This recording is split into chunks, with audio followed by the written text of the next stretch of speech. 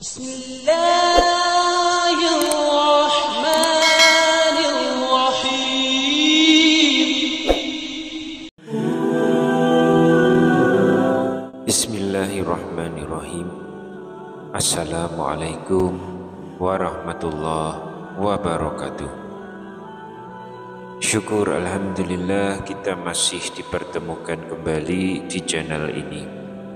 Salawat dan salam tetap tercurahkan kepada junjungan kita Nabi besar Muhammad sallallahu alaihi wasallam. Allahumma sholli ala sayyidina Muhammad wa ala ali sayyidina Muhammad. Harapan dan doa saya semoga sahabatku semuanya selalu diberikan kesehatan, dilapangkan rezekinya, diampuni dosa-dosanya, dipanjangkan umurnya, dan semoga kita tidak mati kecuali mati dengan beriman dalam Islam. Dan sempatkanlah menuliskan sholawat di kolom komentar. Insya Allah akan menjadi bukti cinta kita kepada Rasulullah Muhammad sallallahu alaihi wasallam. Semoga kita semua mendapatkan syafaat beliau di akhirat kelak. Amin ya rabbal alamin. Sahabat beriman yang dirahmati Allah, bayangkan suatu hari Rasulullah sallallahu alaihi wasallam duduk di pinggiran kota Madinah. Angin sore bertiup lembut dan suasana kota tenang. Tiba-tiba dari kejauhan terlihat iring-iringan manusia mengusung jenazah seorang laki-laki. Rasulullah menatap iring-iringan itu dengan penuh perhatian, lalu beliau bertanya kepada para sahabatnya, "Apakah laki-laki ini meninggalkan hutang?" Para sahabat menjawab, "Benar wahai Rasulullah, ia meninggalkan hutang sebanyak 4 dirham."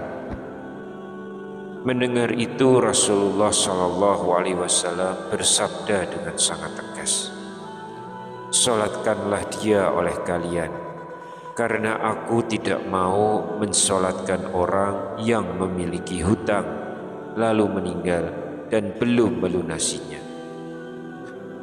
Tak lama berselang, malaikat Jibril turun dari langit dan menghampiri Rasulullah. Ia membawa kabar agung dari langit. "Wahai Muhammad," ucap Jibril, "sesungguhnya Allah menyampaikan salam kepadamu. Dia berpesan bahwa aku telah mengutus Jibril dalam rupa manusia untuk melunasi hutang laki-laki itu. Maka bangkitlah engkau dan sholatkanlah jenazah itu, sebab ia telah diampuni oleh Allah. Bahkan siapa saja yang mensolatkan jenazahnya juga akan turut diampuni." Rasulullah pun berdiri. Hatinya dipenuhi takjub atas ampunan Allah yang luas. Namun kemudian beliau bertanya dengan penuh penasaran, "Wahai saudaraku Jibril, dari mana datangnya kemuliaan laki-laki itu hingga Allah mengutusmu dan memberinya pengampunan secepat itu?"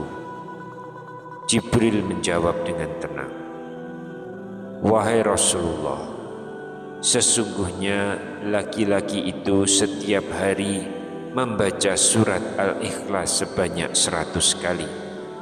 Ia memuji Allah dengan nama-namanya yang mulia, dan itulah yang membuat Allah mencintainya." Surat Al-Ikhlas adalah surat yang sangat agung, meskipun hanya terdiri dari 4 ayat. Di dalamnya terkandung tauhid murni dan pujian kepada Allah. Allah berfirman, "Qul huwallahu ahad, Allahus somad, lam yalid wa lam yulad walam yakul lahu kufuwan ahad, yang artinya, katakanlah Muhammad, dialah Allah yang Maha Esa, Allah tempat meminta segala sesuatu, Dia tidak beranak dan tidak pula diperanakkan, dan tidak ada sesuatu yang setara dengannya.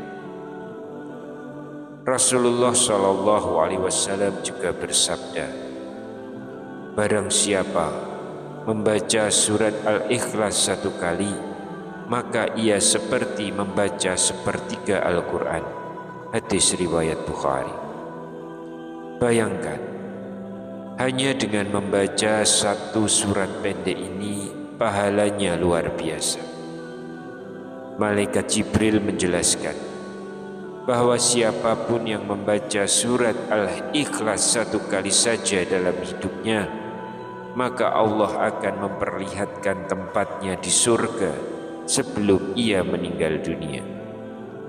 Bahkan bagi mereka yang membaca surat ini secara rutin dalam sholat 5 waktu, Allah akan memberikan syafaat yang dahsyat pada hari kiamat.